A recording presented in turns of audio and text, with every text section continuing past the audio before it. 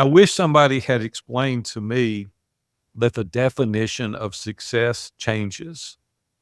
You see, I didn't know that. I thought it just meant make a bunch of money and then you had plenty of money. You could go do whatever you wanted at any time. And I will say that success has really been redefined for me a number of times over the years.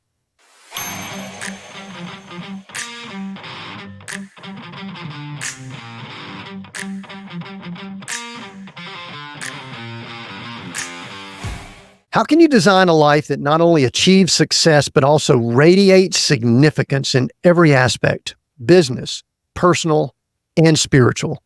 Today on Seek, Go, Create, the Leadership Journey, we welcome Aaron Walker, a veteran entrepreneur who has spent over 45 years mastering the art of meaningful success.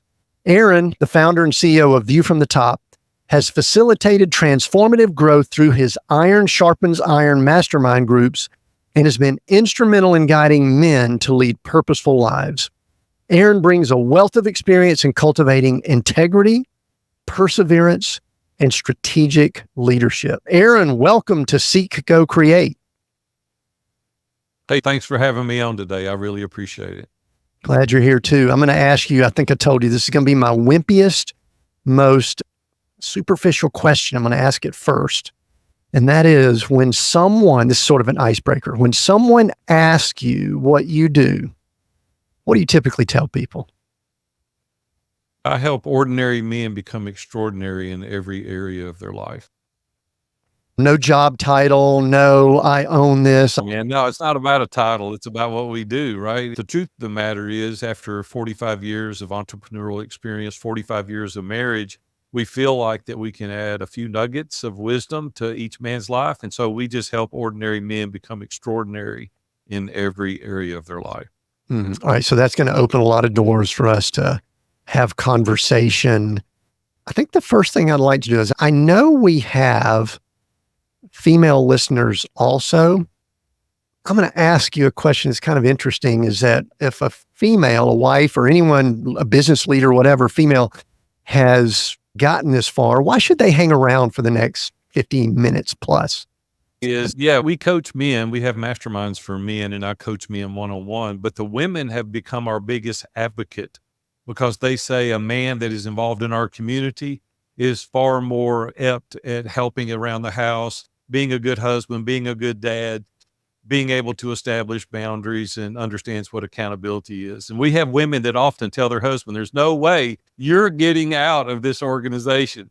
You get your butt in there because I like the ISI version of Tim way better than I like the non-version. And so, I would suggest highly that all the women continue to listen. I think the thing that I'm getting to a place, I'm 60 now. Yeah. So we got some 64. we got some maturity here on the line. So young folks, y'all stick around too. But I'm finding that it seems as if everything in the world wants things to be binary, black, white, absolute, etc. And I'm finding this, going back to just like the women and men, that there's a lot more integration that needs to be discussed and had. We need strong men. We need strong women. We need strong children. We need all of that. And it kind of stops and starts with the individual that looks in the mirror. And it sounds like y'all take men on quite the journey. I want to talk about your journey briefly because I think it's really significant. I'll use that word significant, I think, a few times today. But the first thing I want to ask about is, I read your book, View from the Top, Living a Life of Significance. We're going to discuss some of that, Aaron. But I want to kind of hit you with something. I hope that this is not like digging at you a little bit, but I lost count of how many times you retired when I was reading the book. I know. You retired, I think the first one was at 27 and then maybe at 39, 40 or something like that. So talk to me about retirement. You're 64, I'm 60. A lot of people would say you and I should be retired now. What is No. retirement, and why do you either keep doing it or walk away from it or whatever? Whatever you want to talk Yeah. about retirement, talk to us. My wife said that I've retired more than the law allows, but started working for myself when I was 18 years old. God really provided means and an avenue, which I did retire when I was 27. I sold a company to a Fortune 500. That lasted about 18 months. I woke up and all my buddies were building their careers and working, and I was playing golf with guys 70, 75 years old. As much as everyone listening to this would say, like, man, that would be amazing. And it is for a period of time. But the truth is, we've got to do something purposeful and meaningful in our life. You can only play so much golf, you can only fish so much. And, I'm not one to watch reruns of Andy Griffith. And so I'm like, hey, I've got to do something that's more meaningful. And I did. I went back, bought the company I started with when I was a teenager, and we grew it exponentially greater than it was prior to that. I retired for the second time at 40. It wasn't really as much out of desire as it was necessity. I had run over and killed a pedestrian on my way to the office, and it really put me back on my heels, and took 5 years off, kind of worked through that, got my legs back under me. We went in partners with a guy with a construction company. And then when I turned 50, 14 years ago, I retired for the third and final time, and then started coaching some guys on the side, just enjoying it. Started doing some podcast interviews, and so many people reached out and wanted me to coach them individually. I couldn't coach that many people individually. So I started Iron Sharpens Iron Mastermind. And here we are today, 15 mastermind groups. We're in 5 countries around the world, and we're helping men really understand how to grow personally, professionally, and spiritually. I chose to do 3 times, and it didn't work out well because I wanted to be meaningful and I wanted to have a mission statement. And so, yeah, I find myself back really doing something a little differently than I've done in the past, but it's much more gratifying than anything I've ever done. And I know you're a man of faith, and I've joked with people before on this, so I'll ask it this way. Is retire in the Bible? No, no, it's not mentioned in the Bible at all. And maybe that's the reason that we're trying to fill that void with something else that's not intended to be there. So I think what I've learned to do is transform some of the skills that I've got and put them in a different venue and be able to share, help people more now, personally, professionally, and spiritually. We've owned a number of companies. And so there was different widgets or services that we provided. And now it's information, it's encouragement, it's challenging, it's helping guys accomplish their goals and dreams. So the thing, yeah, I love the read. Again, I read the book here over the last 2 days, and it's got some great story with your background, also some great principles that I think men need to pick it up. But one of the things I kept reading, and this is just whatever, a flaw or the way my mind works, I kept reading as if maybe there was, I don't want to say more to the story because you covered quite a bit, but I always wonder when people are hard chargers that we go, we're success oriented. A lot of that success revolves around money. We'll talk more about money later because I think it's a factor. But then I almost wondered if at times you were burned out, but it was almost like you just got fatigued a few times. One of it obviously was a traumatic situation that occurred. I mean, do you think that's part of it, that you went so hard that you just almost had to stop? Let's break that down a little bit because that's true. You're very intuitive to be able to read in between the lines. But I discovered through the process of owning a number of businesses, this is our 14th business that we've owned in 45 years. And what I learned through that process is I'm a creator developer. I'm not a maintainer manager. And I get bored with things. And even when they're going smooth, sometimes I'll break them and put them back together because there's not a challenge in maintaining and managing. And for me, being the creator developer, I've always got to have some new challenge ahead of me. So we tease about this a lot internally, but I'm kind of a 10-year guy. Once something reaches about 10 years, I broke it, tore it up, fixed it about all I can. And so we historically sell it and go to the next thing. And so I think that's different for every person. But what I've learned over the course of my career is that I didn't put enough boundaries in my life because I'm a redliner. Like I'm all in. There's no thermostat for me. There's no dimmer switch. It's either I'm all in, I'm going to go for broke, or I'm not going to be involved in it at all. And you can only keep that up so long. I don't care who you are. You can only redline so long. What I needed early in my career, the first 2 decades, was I needed more accountability. I needed more trusted advisors. I needed people that had context to where I was at. I really lived my life in isolation. I wouldn't let you know that I was struggling in areas. I had challenges in areas, and I would work really, really hard. Now, what we're about to talk about could be a whole episode within itself, but what I discovered in that I was trying to prove myself worthy. And what I mean by that is I had a dad that was a great dad. I love my dad. He was my best friend, best man at my wedding. But my dad never told me that I remember I love you and I'm proud of you. And so I was working really hard as a young man to get that affirmation from my dad. And I never got it. And so I was looking from that from others from the outside world. It's like, hey, I want people to recognize that I came from a very humble beginning and I made something of myself. I was very desirous of some other male in my life to tell me, hey, great job. You've worked hard. I'm proud of you. And a lot of men don't want to admit that they need that. And it's father wounds that we have in our life. And it was only until about 20 years ago that I understood that. I went to a counselor named Floyd Dawson, lives here in Nashville, Tennessee, where I live. And Floyd walked with me for a period of time, and he let me understand that void in my life. And he said, you're trying to stuff it with something else. You're trying to feel that desire that you need your dad to tell you, I love you and I'm proud of you. Any of you dads out there listening today, I want to encourage you, even if it feels unnatural, go to your son, go to your daughter, lay across the bed with them and say, hey, I just want you to know how proud I am of you, all of your effort, how hard you've worked. I just want you to know I've noticed it.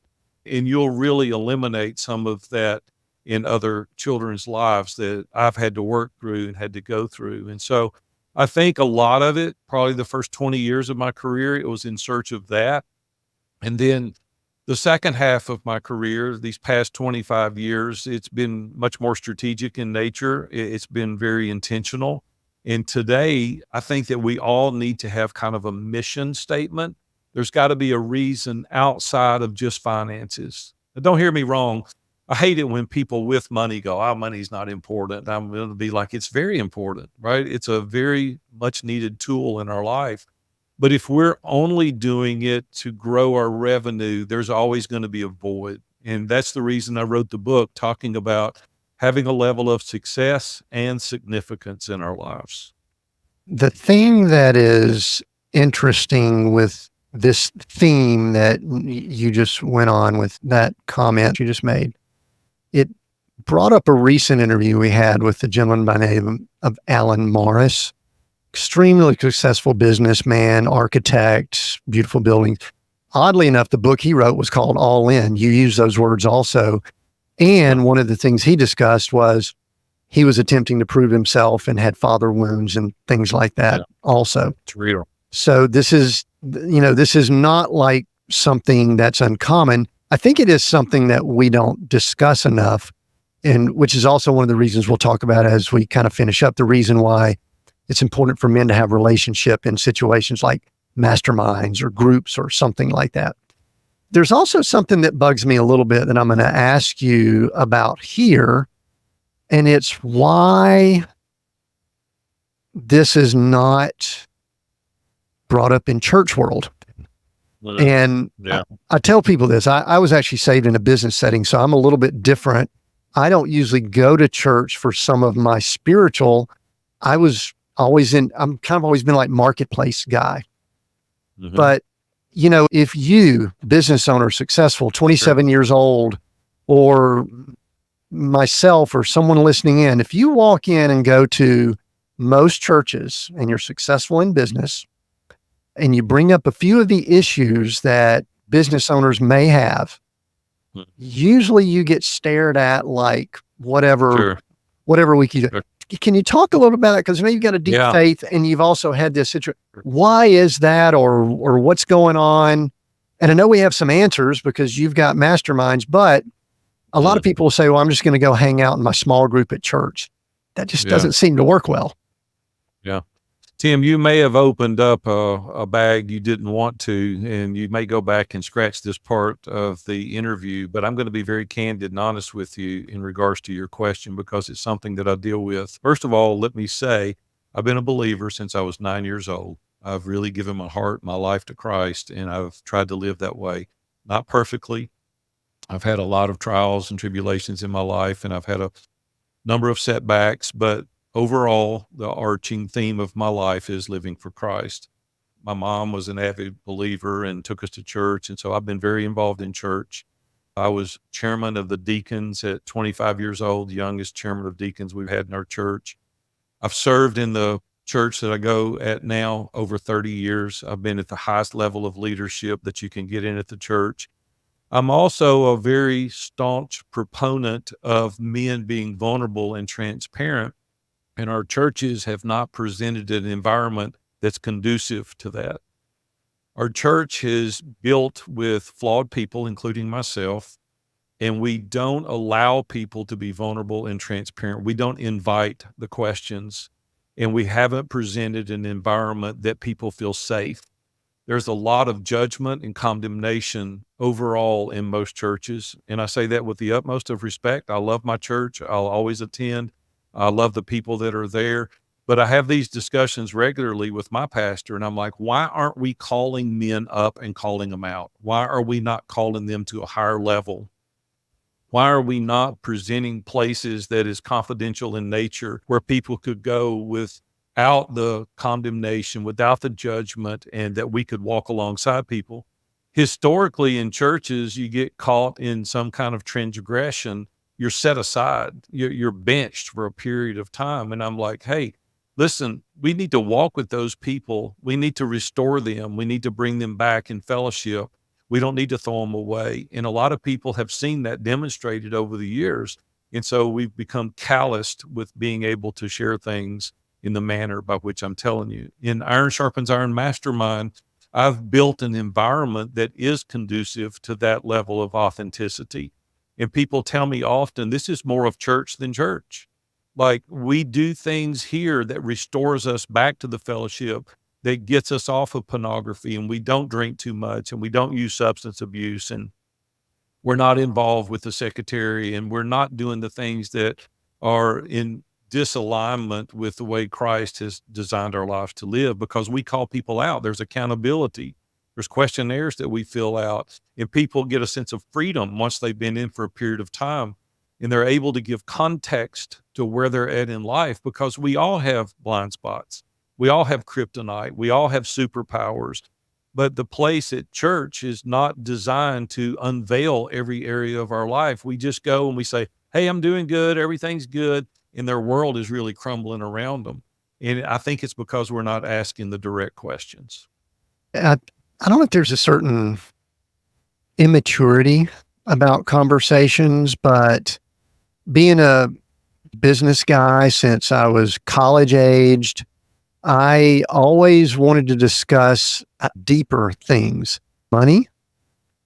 And it appears as if in many church settings, and I was around a hardcore prosperity gospel for a little while where they talked about it, they just didn't talk about it right, you know?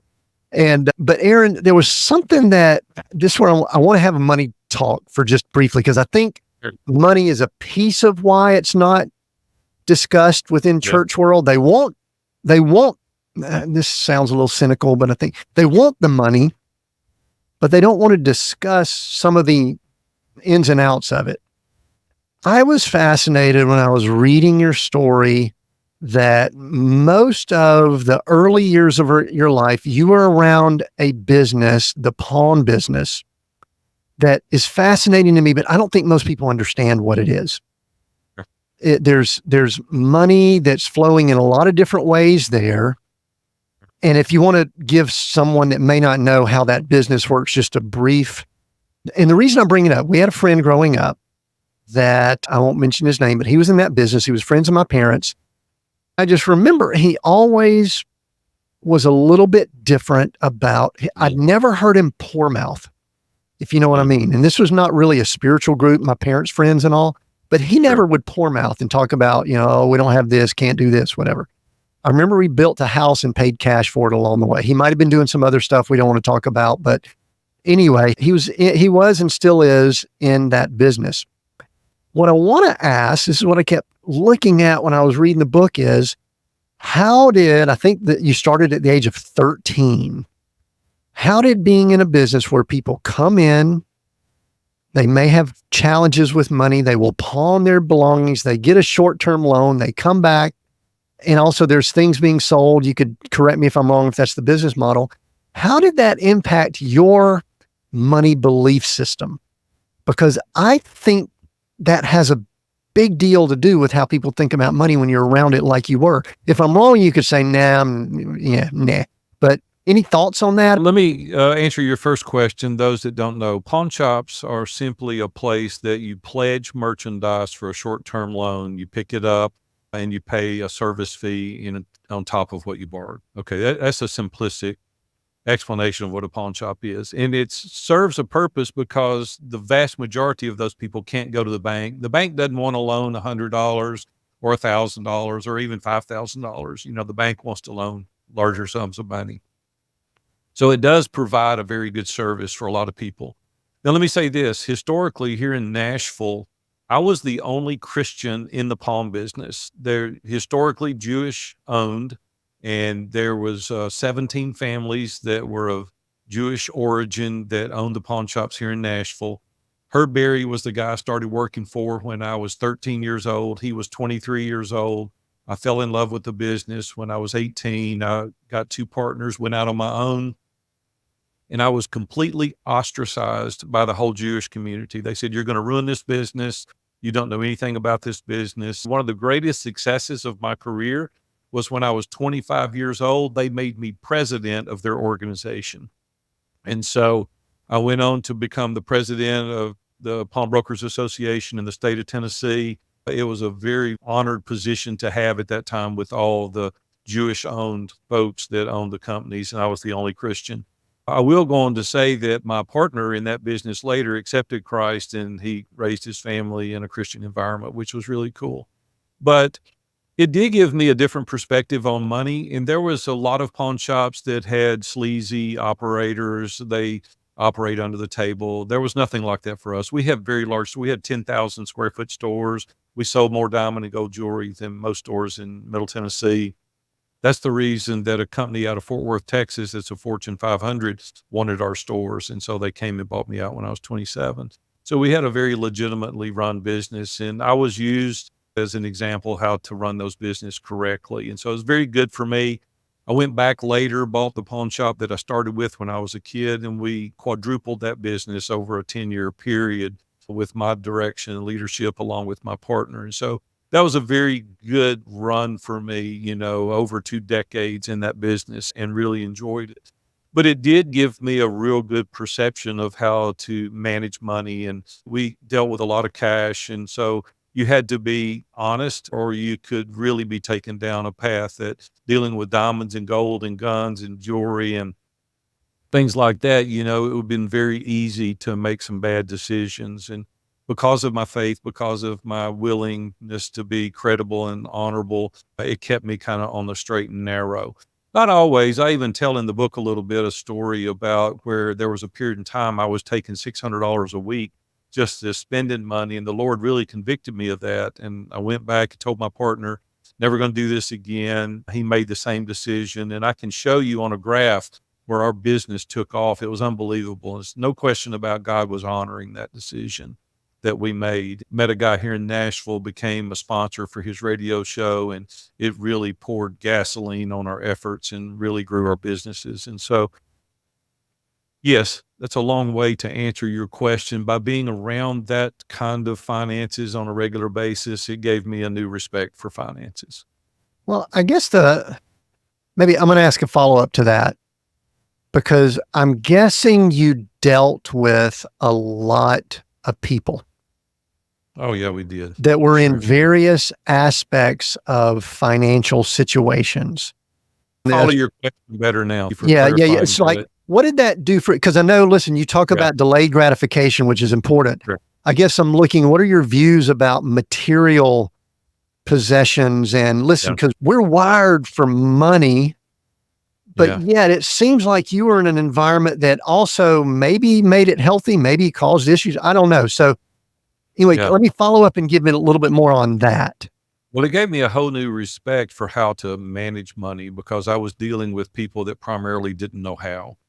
And I didn't want to become destitute as I grew my businesses and by overspending, over leveraging, not managing my money properly. And so by seeing hundreds of people daily that was mismanaging their finances gave me a whole new direction and respect for managing, for saving, for investing, because I was broke as a kid. And I remember that feeling, of not having anything and living in a $60 rental house. When I was kids, my dad bought the house we were living in when I was a kid, gave $4,500 for it. And we later lost it in bankruptcy. And I was like, I don't want to go down that path. I want to be surrounding myself with people that can teach me and show me and how I can invest properly. And over a course of time, that's paid off handsomely, but it wasn't without its trials. It wasn't without struggle. We watched people every single day how to mismanage money, and it taught me a lot about how to manage it properly. Mhm. Yeah, that's good. And one of the things that I think I picked up on this, or you may have just blatantly said in the book, was this aspect of more.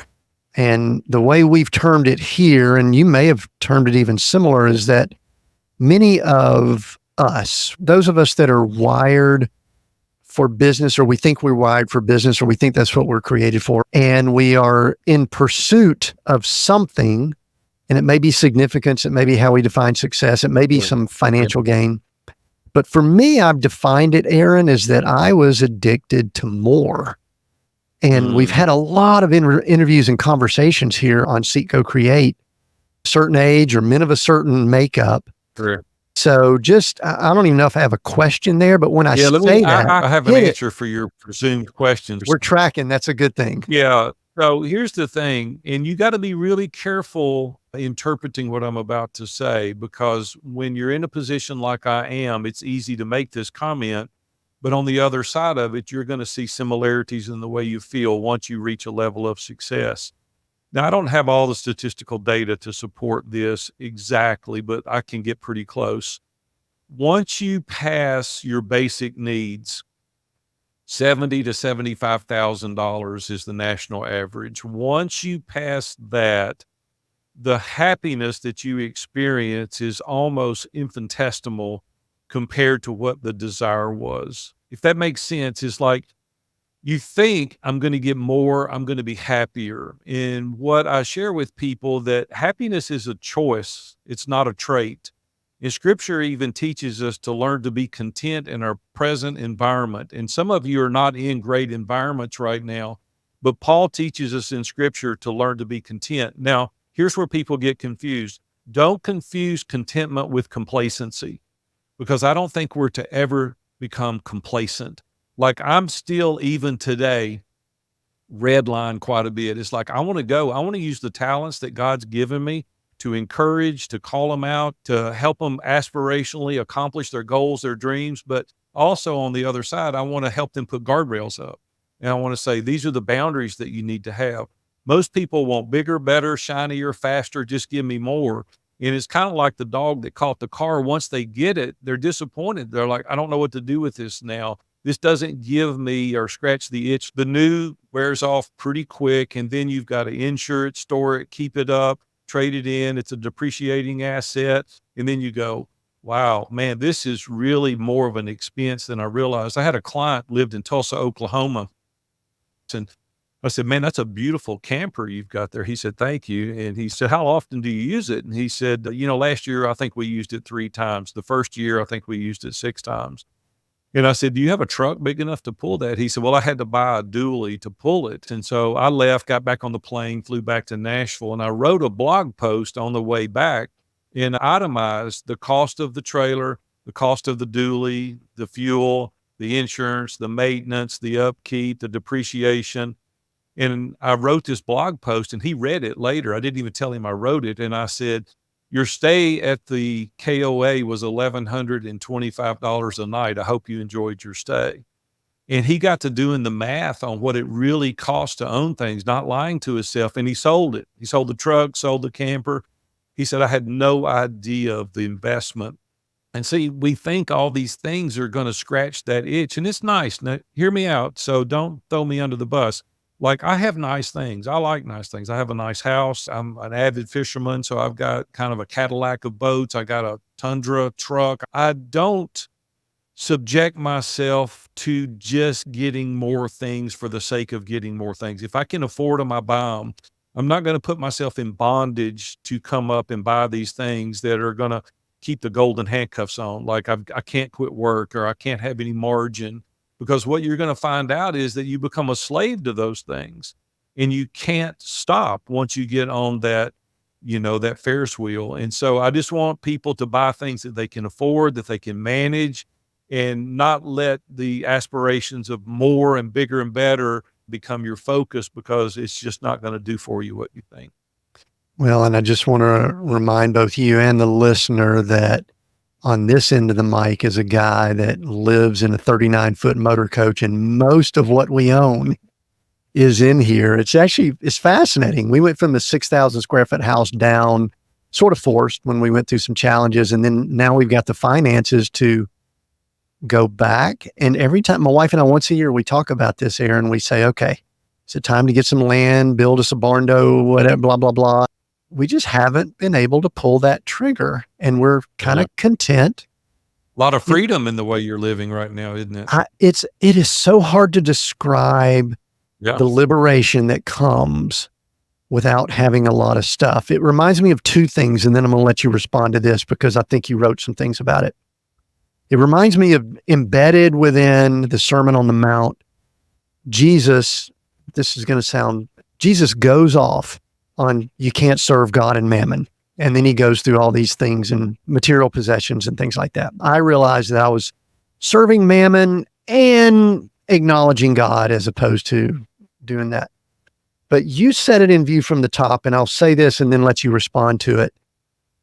We, in our culture, in our modern day society, this is how we define success, by how much we own. Ownership is very, very important. Do you have the title? Do you have the deed? You own your business. Do you own this? Do you own that? Whatever.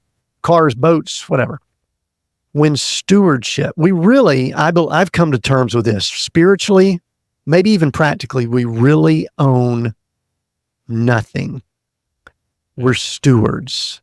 And I think I picked up on that from the book. So do you want to just say anything about stewardship versus ownership, and why it's important to think like a steward instead of an owner?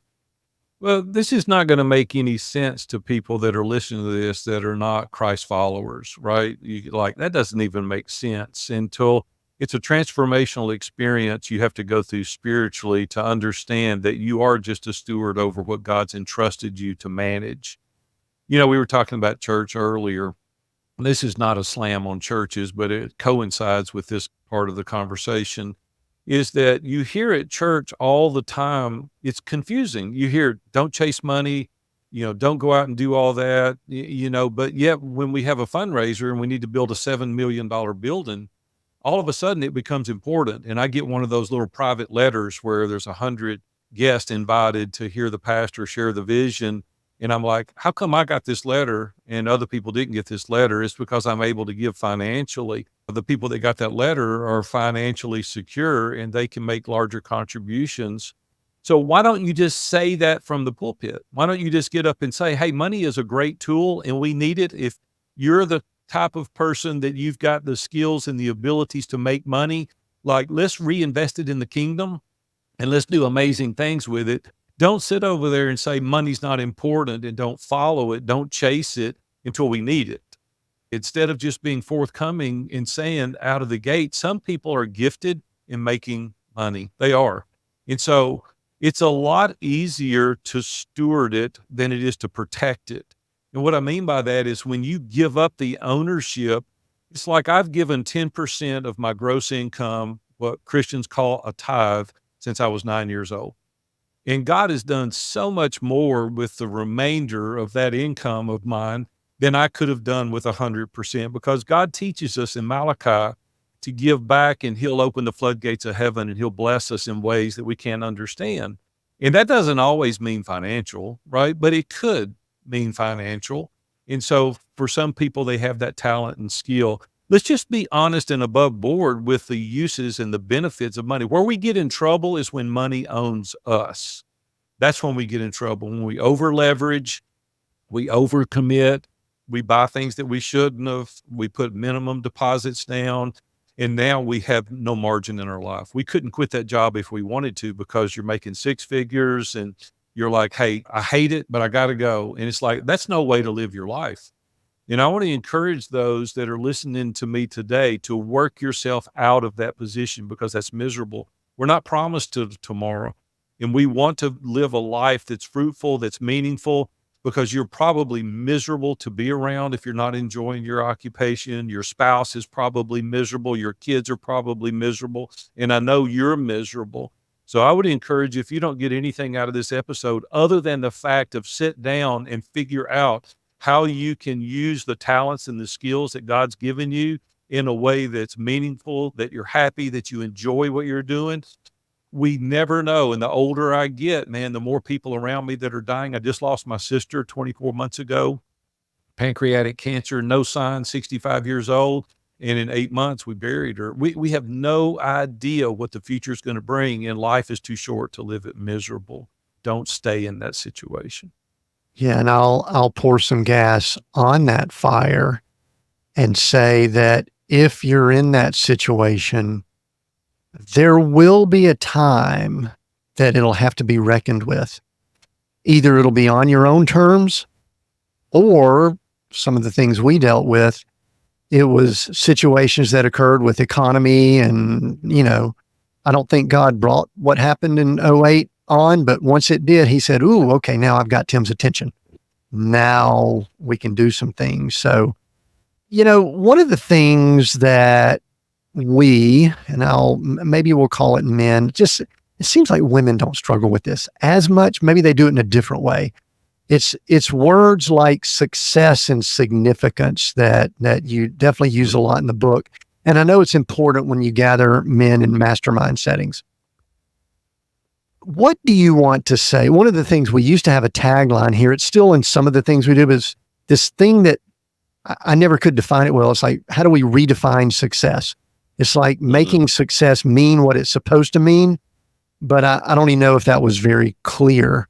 But what do you want to say, Aaron? We're about to talk about masterminds and how important those are, but what do you want to say about just the words success and significance that might be applicable here? Yeah.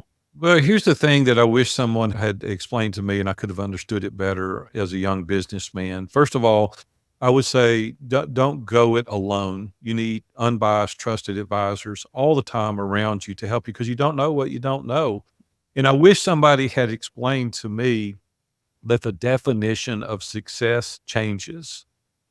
You see, I didn't know that. I thought it just meant make a bunch of money, and then you had plenty of money. You could go do whatever you wanted at any time. And I will say that success has really been redefined for me a number of times over the years. When I first started, success was all about making money. It really was. I had two little girls. I needed to make a lot of money to give them a life that we wanted to give them. But today, I would say it's kind of a mixed bag. Success is. It used to be all about the money, but today it's more about impact. It's more about free time, and it's more about legacy. And so as I think about what's going on in my life, because there's nothing tangible I really desire or want today. I love to fish, and I'm on the lake. I've tournament fished for 35 years. And so I love to fish. And so I went to Bass Pro just before this interview and was just knocking around for about an hour. I could have bought anything I wanted in that store, but there wasn't really anything I wanted. Today, my focus really is on more margin for time. Robin and I enjoy traveling, so I want to do that. And then it's about legacy. It's about Iron Sharpens Iron Mastermind and the transformational experience that other men are having. And I don't want them to go through the challenges and the trials that I had as a young businessman. And I want to help them dodge some of those landmines and help them build a parameter around their business, around their family, around their wife, so that they can have not only a successful life, but a significant life. And significance for me is pouring back into the lives of others. Success historically points to yourself, and significance historically points to others. So when I had the accident in 2001, it was August 1st, 2001, I thought about what my life's legacy would have been at that point had I been killed that day. I was 40 years old at that time.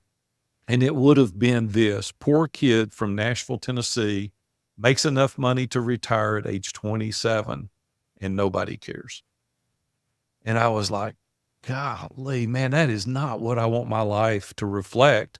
What I want my life to reflect is that Tim Winder's life was better as a result of having known me. I gave him a sense of encouragement. I challenged him. I lifted him up. I walked with him. I helped him with his goals, his dreams. I helped him with his podcast, hopefully get some other listeners that their life was going to transform. And when I do pass, he can say that rather than, oh, Big A had a nice boat. Well, nobody cares Big A's got a nice boat, right? And so I think that our focus needs to not only be on success, but it also simultaneously needs to be on significance. One of the things that I wasn't going to bring this up, and I am watching our time here. My father passed away probably about 18 months ago, had cognitive decline the last few years of his life. Probably he was a very quiet man. I was going about my business, doing all kinds of stuff. But one of the things, Aaron, that's very interesting to us, as he was going through cognitive decline, he kept telling us stories from his life. And I'm going to word it this way. It was almost as if he was trying to convince us of his significance. Oh, wow. Some of them dating back to his high school years, and he was in his 80s when he passed. So the reason I bring it up is, and I know you interact with a lot of men, and so I'm kind of moving here to where I'm going to ask for some things that we could glean from you to learn from not just Aaron's life, but all the others that you've been interacting with for the last 10 years. Do we have a significance deficit? And is it because most of our lives are so self-centered and we don't focus on showing other people how they're significant? That's a theory that just popped in my head, but significance or anything you want to respond to with that rant that I just went on.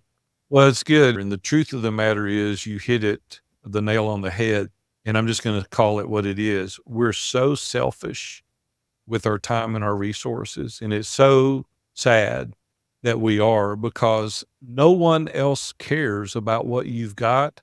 No one else cares that your financial position, your tangible assets. The only things people remember about your encounter with them is how you made them feel. That's all they remember.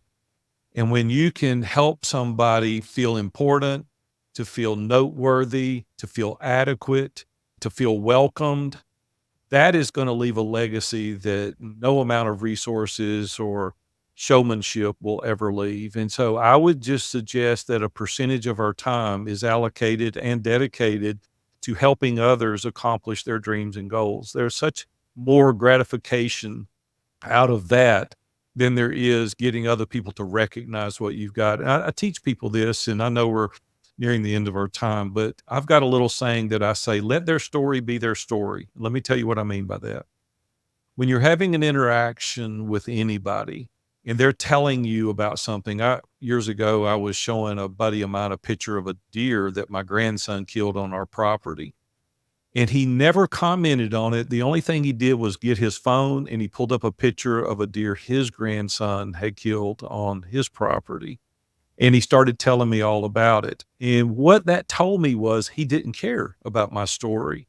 And so I want to encourage you, when you're talking to other people, be inquisitive, ask questions. Where did you go? How big was the deer? Was it his first deer? Did you have it mounted? Was he excited? Now what you've done is endeared yourself to that person. But if you are the person that says, yeah, we've been there on vacation too, and we went to such and such, what you're telling them is your story doesn't matter. And I just want to encourage you, ask a lot more questions, and you don't have to tell everybody everything you know. You don't have to tell everybody you've been there too. Just ask more questions and you watch how the conversation goes. You know what'll happen? They'll tell everybody they know that you're the most interesting person they've ever talked to because you're inquisitive about what they're doing rather than trying to prove yourself and show yourself worthy of the conversation. So just Mhm. let people's story be their story when you're talking to them. Yeah, that's good, Aaron. I appreciate you reminding us there's something, a dis-ease that is self. And, as You know followers of why? Christ, Because we want to feel adequate. And see, we tell all these stories and we say these things because we want to feel adequate. Let me just share this. Men have such a desire to feel adequate. And when we don't feel adequate, we feel inadequate. And when we feel inadequate, we have shame. And what we try to do is overcome that feeling of inadequacy because we don't want to feel the shame. and that spins off into all kinds of things like porn, substance abuse, infidelity, the stuff. You're trying to And something in there that's never going to replace what yeah, really goes there. well, there's some men that are even maybe wired the way we are that will throw themselves into a work situation that isn't always the correct answer too. So, Aaron, I want to make sure I get to this Sure. because, 10 plus years ago, it sounds like you decided you were going to shift from, business that was, I'll say it sort of about you, but it was your business. Sure. It's just about making money. Yeah, to business that involved others, which is, masterminds, coaching, and things of that nature, which those have always been baked into my ethos. I mean, when I was growing up, I wanted to be a teacher and a coach because both my parents were educators. I did Right. other things and always migrated back to coaching and things like that. But what I'd love for you to share in whatever way you want to Sure. is what have you learned in the last 10 years, not necessarily about yourself, but just about, say, men in general. Here are the challenges, here are the issues, here's what men are facing. I'd love to hear that. But I want us, as we're wrapping up here, to be a little more positive. I want to hear some of the good stuff you're seeing from men Yeah. that are gathering and learning. So hit some of the challenges and issues, Sure. but then let's move Sure. towards the positive as we land the plane. Is that okay? Yeah, I'll give the negative side, if you will, that will explain everything that we deal with on an ongoing basis as men. So a few months ago, a buddy of mine invited me to go to Starbucks to have coffee. And so I met him up there. And I'm just going to be honest with you, Tim. I set this guy up and I did it on purpose. And so here's what I went to him with. I said, listen, my granddaughter goes to school, Palm Beach Atlantic in West Palm Beach in Florida, about to graduate. I said, she's going to be living down there. And my wife and I are thinking about buying a condo. And I said, do you think I should buy a condo there? And he thought about it for a second. And he said, yeah, Big A. He said, I think that'd be good because I know you'd like to be around your granddaughter some. And he said, I think that would be good. And I said, well, let me ask you a couple of questions. And he said, yeah. I said, this condo is $1 million that we're looking at. It's 2-bedroom, 2-bath on the water in West Palm Beach. And he thought for a minute and he goes, well, yeah, you've owned a bunch of companies. I think you ought to do it. I think your granddaughter would love it. I said, you've never met Robin. You don't know anything about my superpowers, my kryptonite, my blind spots. You don't know anything about my aspirations. And you sure don't know anything about my finances. And he goes, no, I don't. I said, you really can't help me answer that question, can you? And he said, no, Big A, I really can't. You see, Tim, we do that every single day to some degree. We're asking for advice and support, and they have no context. Masterminds have changed my life. For 25 years, every week, I've been in a mastermind group. Dave Ramsey invited me to join his group years ago. I sponsored his show for 21 years when he first started in business, and I didn't want to go because I knew how hardcore Dave could be, and I didn't want to go.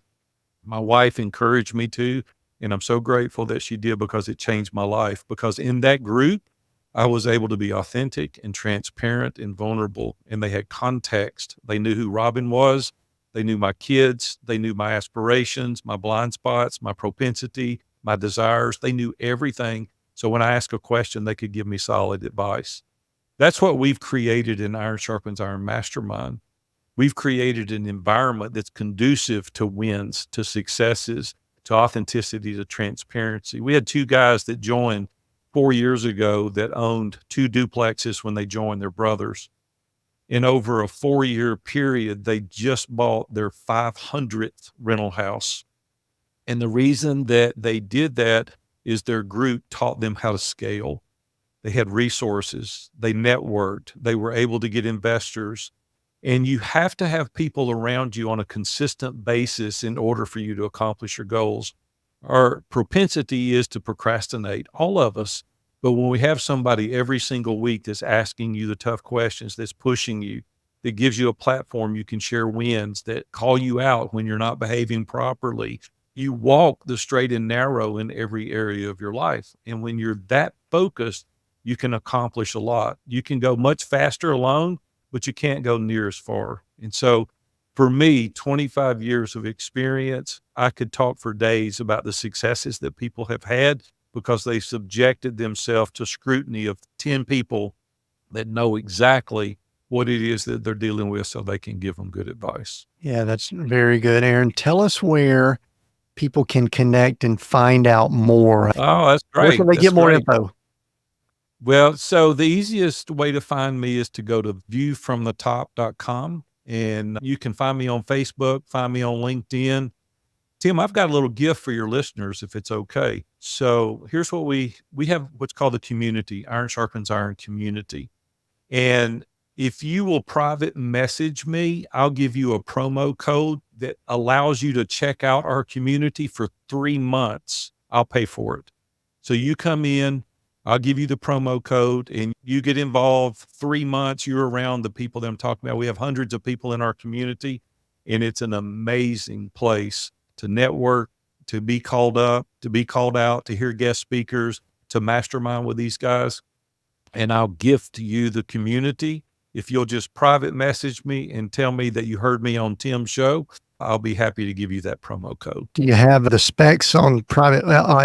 At View from the Top. Is that where you want them to go? Viewfromthetop.com? Yeah, just go to viewfromthetop.com. They can get a hold of me, and then I'll send them a link how to get involved in the community. But Perfect. You can go to, just go there, contact me, private message me on LinkedIn or Facebook, and I'll give you the promo code once you told me you've heard this on Tim's show, and we'll get you in our community and let you test drive it. Aaron, we'll include those links and all down in the notes for those that might be checking things out. Aaron, we are Seek, Go, Create, those 3 words.